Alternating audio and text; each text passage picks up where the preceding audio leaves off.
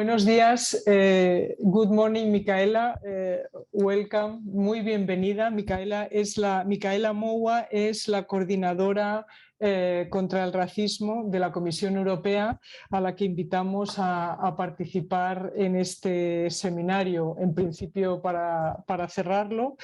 Y bueno, que amablemente ha accedido a estar hoy unos minutos con nosotros. Y bueno, Michaela, te agradecemos muchísimo tu presencia y adelante cuando quieras. Sí, un segundín antes de intervenir, abajo tenéis un icono de interpretación, está disponible la traducción, esperemos, en inglés-español y que esto no nos falle. Abajo, en interpretación, podéis elegir el canal inglés o español. Muchas gracias, Michaela, cuando quieras. Let me start by saying buenos días a todos. Thank you very much for having me here. I'm indeed the EU anti-racism coordinator.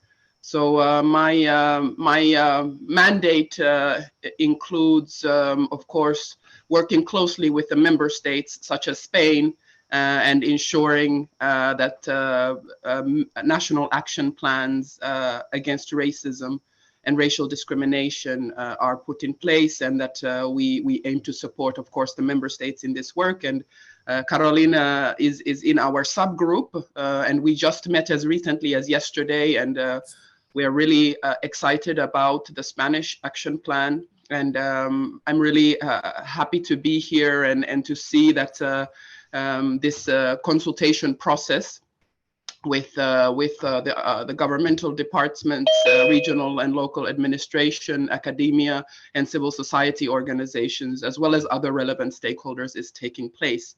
This is an extremely important part of the National Action Plan process if a member state is indeed committed to have a strong national action plan with all the relevant elements.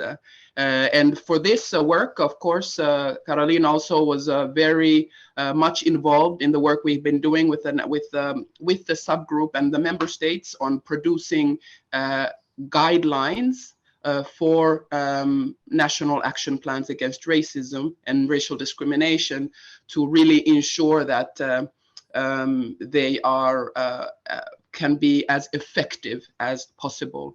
And these guidelines themselves can be found also online. We can provide the link if it has not been already provided to these guidelines. As far as the EU Anti-Racism Action Plan, it was adopted in 2020, in September of 2020. So we are well on our way of the implementation phase. And it was put in place after the aftershock of the murder of George Floyd in the US at the hands of law enforcement, and with Black Lives Matter movement becoming a global phenomenon, a global human rights movement. The EU Anti-Racism Action Plan is really a comprehensive, horizontal and intersectional policy document, and it is set up to fight against racism and discrimination across the EU. In addition to recognizing different nuances of racism, the action plan states that racism needs to be tackled at all levels of society and should be addressed in a holistic way. That's another reason I'm really happy to see such a broad, diverse group of stakeholders today in this meeting to really ensure that this is tackled at all levels of society for an action plan to be truly effective. And of course, one part of the process is having uncomfortable, difficult conversations to really ensure that the action plan, this kind of policy work is also addressing and tackling the most difficult and challenging aspects of racism. And one of these is, of course, structural racism or institutional racism. The action plan against racism on the EU level is built on the recognition of looking at the structure, at racism as a structural issue, as an institutional issue that perpetuates the barriers placed in the way of citizens solely due to their racial or ethnic origin. And this type of racism is the most dangerous type of racism because it puts people that are vulnerable and affected by racism.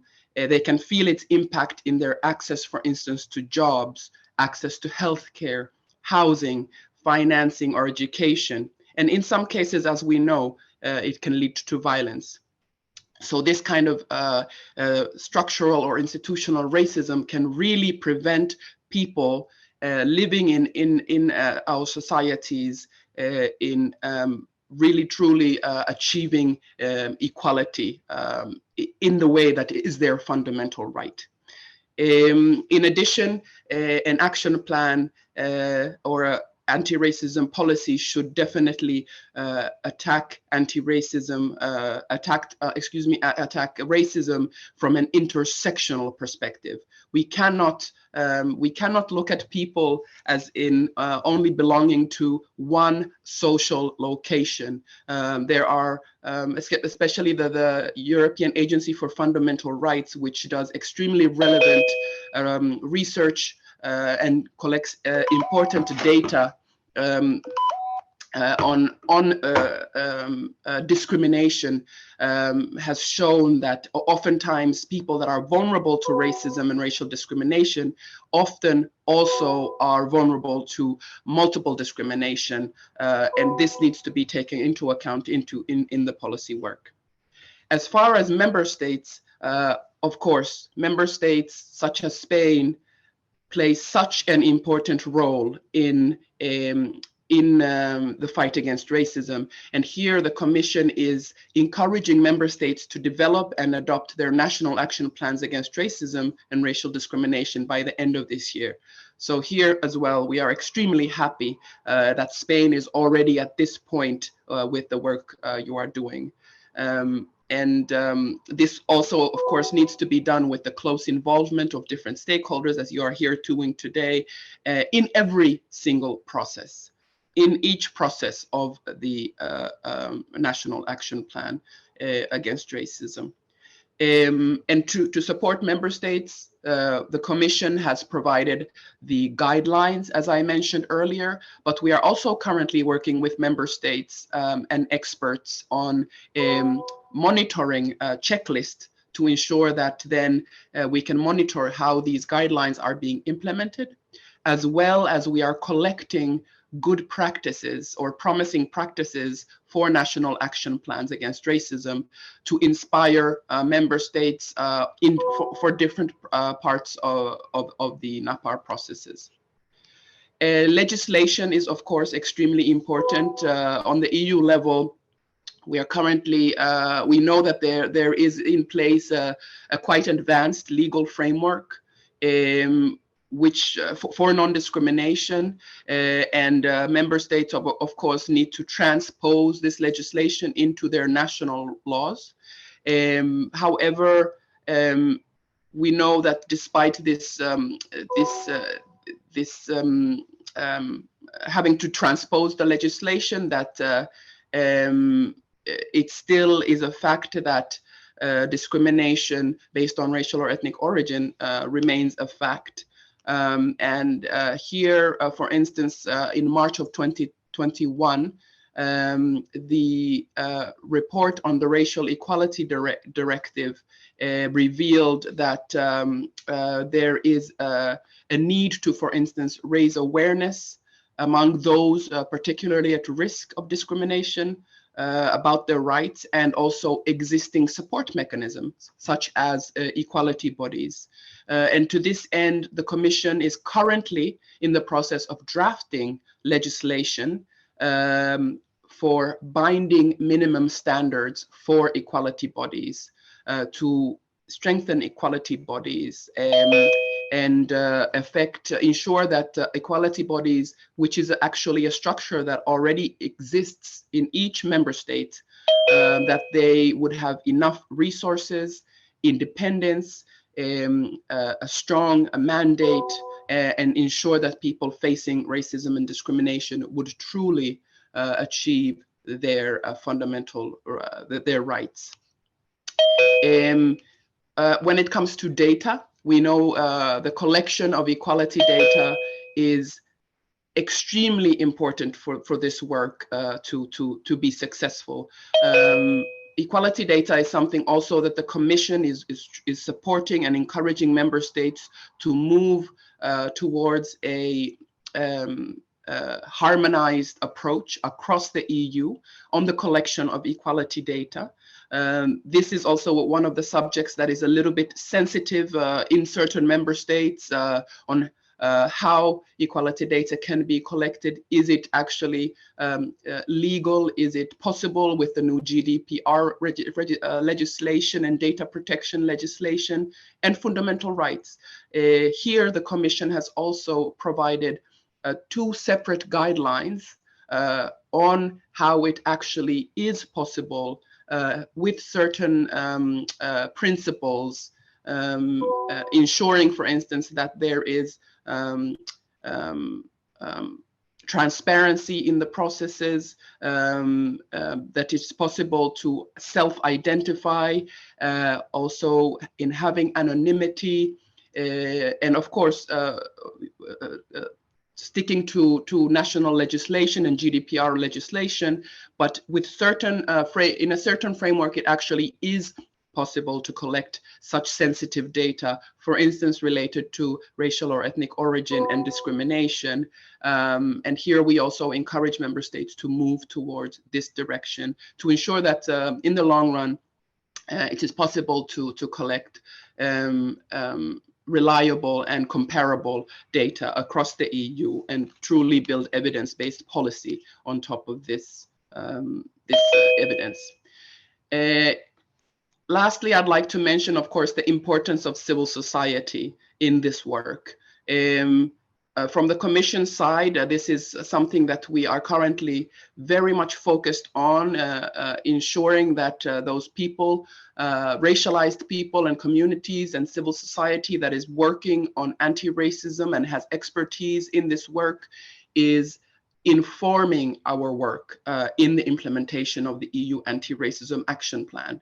And again, in each process, because these are really, these communities are the ones that really know what is taking place on the ground, how trends of racism and discrimination are actually manifesting on the ground, and how policy should be built on that. So to that end, the Commission has set up a civil society forum who we meet with 3 to 4 times a year to, of course, tell them the state of play, but also to hear from them what is needed and how we could perhaps more efficiently implement the EU Anti-Racism Action Plan. I would really like to thank you again for today's meeting and for inviting me to today's meeting. And I really think that here it is with all these different stakeholders present today, I cannot enough emphasize on the importance of including all different administrative levels in this process. The importance of co-governance cannot be also understated. In addition, of course, the role of the local level is essential in this work because the local level, cities and municipalities play an important role in the fight against racism, of course, and they are closer also oftentimes to the communities and people facing racism and discrimination, as well as civil society being an essential part of the process. And last but not least, there needs to be political commitment, which I see that there is in Spain currently, and also resources need to be allocated. It is also crucial to ensure that resources are allocated to this work of the national action plans against racism. Thank you so much again for having me, and really excellent to see all the work that is going into this commitment of having a national action plan against racism. Wishing you a good rest of the event, or actually I think I might be the last speaker. But thank you very much for having me, and thank you for your commitment on moving your commitment on this anti-racism policy work in Spain. Dear Michaela, thank you so much for your fantastic speech, and also for the impulse you are giving to all this work at the level of the European Union, no? Because in addition to the plan, to the guide, to the monitoring checklist, collection of good practices, all these are documents that are very helpful for us at the national level, and they are inspiring also. We have to, I am very grateful to you also, because you are ready to participate everywhere and to go through all the main points that are important to develop these strategies. And this is also very inspiring and very useful for us. So thank you so much for your time, for being with us. And I think it's also inspiring for all the colleagues that we have today, which are quite a lot. And as you have seen before, they are very participative and have lots of comments, suggestions, and important things to provide and to improve our documents. So thank you very much. We will try to continue now, because we had some technical problems. We were going to be divided into 5 rooms. At the end, we couldn't do it. The technicalities didn't allow us to do it. So we are working in plenary. So we will trying to continue a bit to collect some more interventions from our colleagues. So thank you very much, Michaela. Thank you very much, Carolina. Have a wonderful rest of the session. Goodbye.